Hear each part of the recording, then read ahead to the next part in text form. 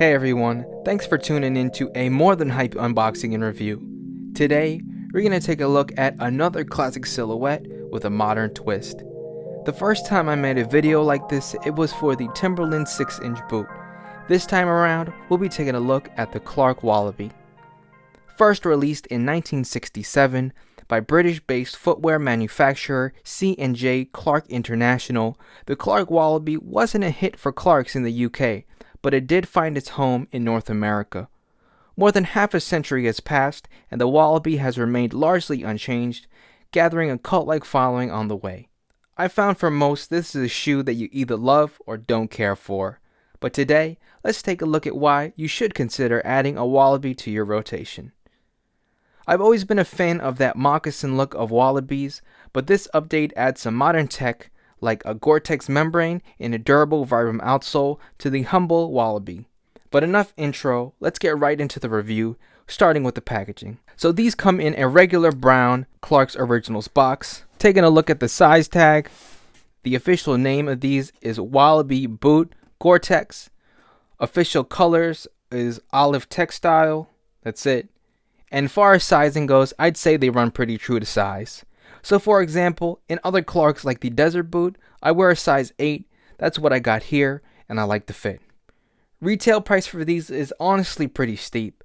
So a regular Wallabee retails for about $160. You can find them on sale for cheaper if you shop around a bit, but these with the Gore-Tex came out to $240. That is not what I paid. These were actually on sale for 50% off during Black Friday for $120 on the official Clark's website, which is a steal in my opinion. And you can find these cheaper than retail price on some boutique websites I can link in the description. I'd say if you can find them for around the price of a regular Wallabee, so for like $160, it's worth it for what you're getting. And with that said, let's take a look at the boots. Okay, so first impressions, to me, this is the most interesting mix of materials I've seen on a Wallabee. You've got these olive suede pieces making up the vamp as well as the heel. Some black leather trim around the collar, but the rest of your boot is made of this, what feels like a ballistic nylon type material. On the suede and leather hang tags here, we get some Gore-Tex branding instead of the traditional Wallabee name, and then Clark's Originals behind that. Also, you get a second set of olive rope laces with some yellow and black accents.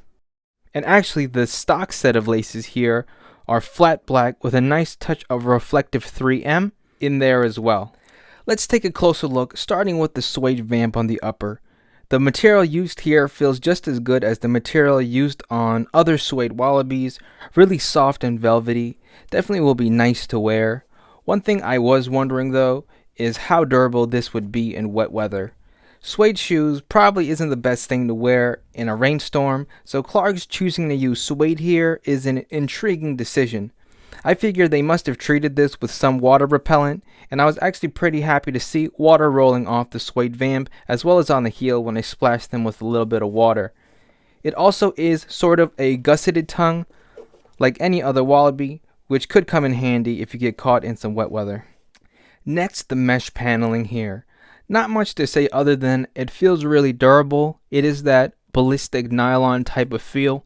You do also get some Gore-Tex branding on the heel collar here. The inside is also lightly padded.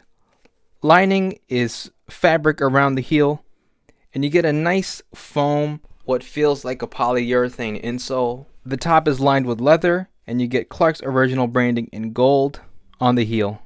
Now let's move on to this outsole. Clark's has replaced the very distinctive wedge crepe sole for a Christie vibram outsole on this pair of boots. A lot of mock style boots have this same outsole, I'd say most notably on the Red Wing mock boot, so it's really cool to see Clark's use that here with the Wallabee. It doesn't look out of place, I think it looks really good, and best of all, it's a functional upgrade. These will last you much longer than the traditional crepe sole that I found just sort of disintegrates on you over time. As you can see, it's an all black Christie outsole, which I think looks super slick, vibram in yellow in the middle. One thing to note, with that durability, you do lose a little bit of flexibility. So the crepe sole, I'd say, just bends whichever way it wants. It's incredibly flexible, which is one of the reasons why they're so comfortable. But these will give you a bit more structure. And that's not to say these aren't flexible, because they do have some pretty deep flex grooves in the forefoot here. But the sensation on feet is more boot-like, for a lack of better words. Overall, I'm really happy with the quality of this boot.